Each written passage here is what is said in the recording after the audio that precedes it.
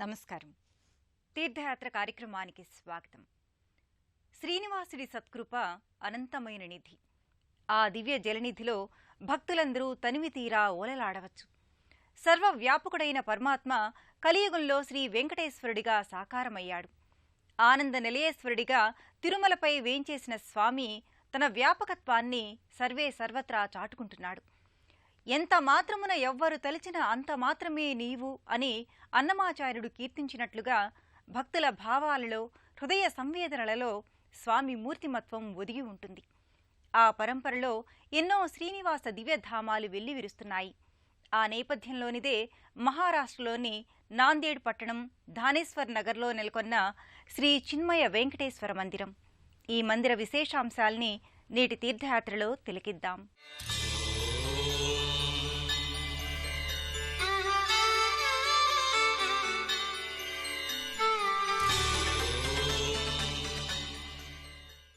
శ్రీనివాస మహాప్రభువు సమస్త చరాచర జగత్తుకి ప్రభువు, సర్వాధారుడు, సనాతనుడు, ఆశ్రిత భక్తజన వత్సలుడు, లక్ష్మీదేవిని తన హృదయ స్థానంలో నిలుపుకున్న లక్ష్మీ మనోహరుడు. పాపపంకిలమైన ఈ కలియుగాన భక్తజనులనుద్ధరించడానికి, వారికి మార్గనిర్దేశనం చెయ్యడానికి దివి నుంచి భువికి దిగి వచ్చిన భక్తజన పక్షపాతి. అలాంటి శ్రీవేంకటేశ్వరుడు తిరుమలపై యుగయుగాలుగా వర్ధిల్లుతూ భక్తుల సకల మనోభీష్టాల్ని సాకారం చేస్తున్నాడు. ఆ పరంపరలో శ్రీనివాసుడి దివ్య కరుణ తిరుమల నుంచి సర్వే సర్వత్రా ప్రసరించింది. దేశవ్యాప్తంగా ఎన్నో రాష్ట్రాలలో శ్రీవారి ఆలయాలు, మందిరాలు సాకారమయ్యాయి. ఆ పరంపరలోనిదే మహారాష్ట్ర నాందేడ్లోని ధానేశ్వర్ నగర్లో నెలకొన్న చిన్మయ మిషన్ వారి సౌజన్యంతో కొనసాగుతున్న శ్రీవేంకటేశ్వర స్వామివారి మందిరం. సువిశాలమైన ప్రాంగణంలో, ప్రశాంతత పరిమళించే దివ్యస్థలిలో ఈ మందిరం గోచరమవుతున్నది. మొదటి అంతస్తులో ఉన్న మందిరానికి వెళ్లడానికి దిగువ నుంచి మెట్ల మార్గం ఉంది. మందిర అగ్రభాగాన గాలిగోపురం విరాజిల్లుతోంది. మెట్ల మార్గం పైభాగాన జయ విజయుల ప్రతిమలు ఆకట్టుకుంటాయి. చలువరాతి ముఖమంటపంతో, మనస్సును సేదదీర్చే కట్టడాలతో ఈ మందిరం ఓ రసార్ణవమైన దృశ్యాన్ని ఆవిష్కరిస్తుంది. సకల భువన భాండాల్ని పరిపాలించే కలియుగానికి అధినాయకుడు శ్రీ వెంకటేశ్వరుడు. తిరుమలేశుడు తన్మయ రూపుడిగా భక్తుల్ని తరింపజేయడానికి అలవైకుంఠం నుంచి ఇలకు దిగివచ్చాడు.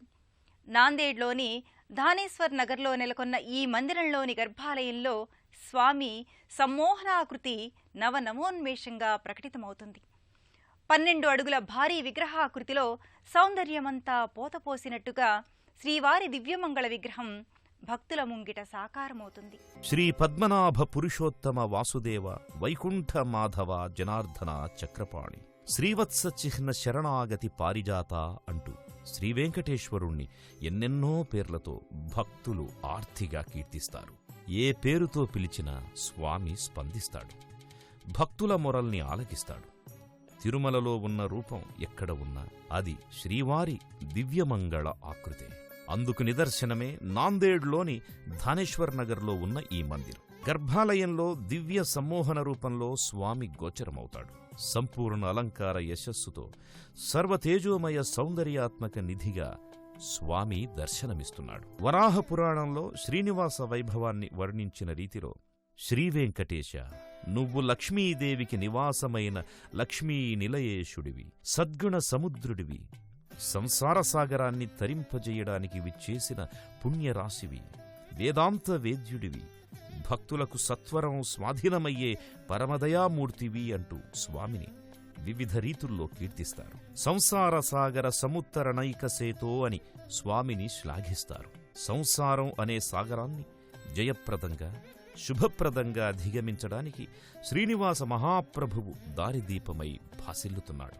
అలాంటి మహాతేజో విరాజితుడైన స్వామి ఈ మందిరంలో సర్వజనాకర్షణమూర్తిగా, సమస్త సన్మంగళప్రద స్ఫూర్తిగా తేజరిల్లుతున్నాడు. మందిరం అంటే మనసును మురిపింపచేసేది, ఆలయం అంటే ఆత్మను లయం చేసే సన్నిధి. మనోమందిరంలో పరమాత్మను నెలకొల్పుకుంటే ప్రతి మది మందిరమవుతుంది. మేలిమి చక్కదనంబుల ఘన యశస్సు రారాజుగా శ్రీనివాసుడు ఈ మందిరంలో కొలువుదీరి ఉంటాడు. భక్తుల ఆకాంక్షల్ని నెరవేర్చటానికి నేను సదా సిద్ధం అనే రీతిలో స్థానకమూర్తిగా శ్రీనివాసుడు సుందర సుమనోహరుడిగా తేజరిల్లుతున్నాడు. ఎందరో భక్తుల పుణ్యఫల విశేషంగా స్వామి రూపం గోచరమవుతుంది. శ్రీనివాసుడి రూపంలోనే ఎంతో మహత్తు ఉన్నది. ఎంతటి వారినైనా ఆకర్షించే దివ్యరూపం శ్రీనివాసుడి మంగళరూపం. ఆ పరంపర ఈ మందిరంలో కూడా కొనసాగింది. సాలగ్రామ శిలా శోభితంగా అలరారుతోన్న ఈ మూర్తి హృద్యమైన అలంకారిక శోభకు మారుపేరుగా నిలుస్తోంది. నీ రూపమది నిక్కమైనది, నీ అనుగ్రహమది నా జన్మ చరితార్థము చేయునది, నీ దర్శనమది సకల సన్మంగళకారకమది అంటూ సంకీర్తనాచార్యులు స్వామి వైభవాన్ని వివిధ రీతుల్లో కీర్తించారు. తథాస్థం మ్రియమాణం తు కాష్టపాషాణ సన్నిభం అహం స్మరామి మద్భక్తం నమామి పరమాంగతిం. ఎవరైతే అంత్యవేళలో నన్ను స్మరిస్తారో వారు నన్నే చేరుకుంటారని భగవద్గీతలో శ్రీకృష్ణ భగవానుడు పేర్కొన్నాడు. ఎవరైతే తమ మనస్సు శరీరం తమ స్వాధీనంలో ఉన్నప్పుడే విశ్వరూపుడైన నన్ను స్మరిస్తారో వారిని నేను సదా రక్షిస్తాను. అట్టివారు నా దయాసింధువులో నిరంతరం ఓలలాడుతారు అని శ్రీవేంకటేశ్వరుడు అభయమిచ్చాడు. లక్ష్మీదేవితో కూడి విగ్రహరూపంలో ఉన్న శ్రీమన్నారాయణుణ్ణి అర్చించడమే మోక్షప్రాప్తికి రాజమార్గమని లక్ష్మీ విశిష్టాద్వైతం ప్రతిపాదించింది.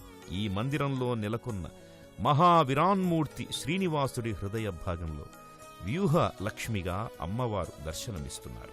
ఈ మందిరంలో ఉన్న శ్రీనివాసుడి దర్శనం వల్ల భక్తుల సమస్త అభీష్టాలు సాకారమవుతాయని విశ్వసిస్తారు. పావన గోదావరి తీరాన ఉన్న ఈ మందిరం భక్తుల పాలిట పుణ్యాలపేటి.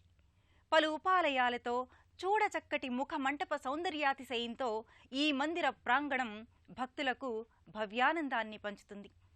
స్వామివారి ముఖ్య మందిరానికి ఇరువైపులా శ్రీవారి ఇరు దేవేరుల మంగళకర మూర్తులుండడం విశేషం. గణపతి, మారుతి ప్రత్యేక మందిరాల్లో నెలకొని భక్తులకు శుభదీవెనలు అనుగ్రహిస్తారు.